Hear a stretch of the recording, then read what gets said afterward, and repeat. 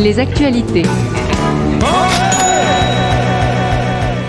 Alors, nous allons parler IA aujourd'hui dans la chronique. IA, des recherches récentes indiquent que les chatbots d'intelligence artificielle, comme par exemple ChatGPT, peuvent non seulement égaler, mais souvent dépasser les médecins humains dans certaines tâches et diagnostics. Une étude publiée dans JAMA Network Open a comparé les résultats de ChatGPT 4 et des praticiens sur des cas médicaux complexes. GPT a obtenu un score impressionnant de 90% contre 76% pour les médecins utilisant l'IA. Alors, il faut noter le scepticisme des professionnels qui apparaît dans l'étude. Moi, je me souviens quand j'étais en Asie, j'en ai déjà parlé ici, on allait chez le médecin, il avait la prise de sang, diagnostic assisté par ordinateur, c'était il y a 15 ans, il y a plus de 10 ans, et ça marchait très bien. Et là, actuellement, je balance les PDF des prises de sang des membres de ma famille, et j'ai des diagnostics. Bon, l'IA est assez intéressant, mais l'IA est intéressant, mais il peut aussi être rigolo. Par exemple, Daisy, une mamie IA chargée de faire perdre du temps aux escrocs et aux vendeurs harcelants en les entraînant dans de longues conversations sans queue ni tête.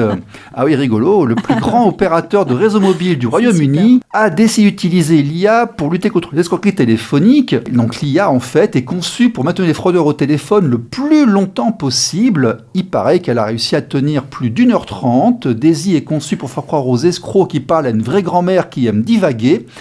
Lorsqu'elle transmet les coordonnées bancaires demandées, elle lit de faux numéros et de faux noms. On adore. Alors, ça bouge dans le high-tech, surtout avec les US qui veulent démanteler Google, l'Union européenne qui demande 800 millions d'euros à Facebook pour des pratiques anticoncurrentielles sur le marketplace, et le Bitcoin qui vient de cartonner son plus haut niveau historique. Et puis enfin, disons-le, l'IA semble se rapprocher d'un plafond de verre. Les progrès ne sont plus si gigantesques d'une mise à jour à l'autre et tous les modèles semblent converger vers un niveau de performance équivalent. Ce qui n'a pas empêché un hacker de pirater des aspirateurs robots Ecovac pour faire proférer d'insultes racistes à l'encontre d'un propriétaire et chasser les animaux domestiques. Ouais, c'est rigolo, mais c'est pas trop rigolo non plus. Donc Nathalie qui est consultante, de manière générale, sans parler de ton activité à toi, mais de manière générale. Ouais.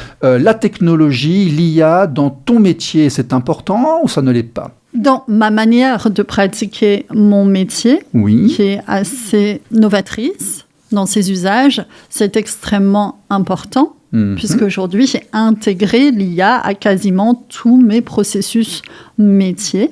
D'accord. Et je pense qu'on utilise l'IA sans même le savoir. On parlait il y a quelques minutes de, par exemple, le fait qu'on filme là actuellement et qu'une IA retranscrit les paroles de ce que je lis sur les réseaux sociaux. C'est intégré à nos usages normaux.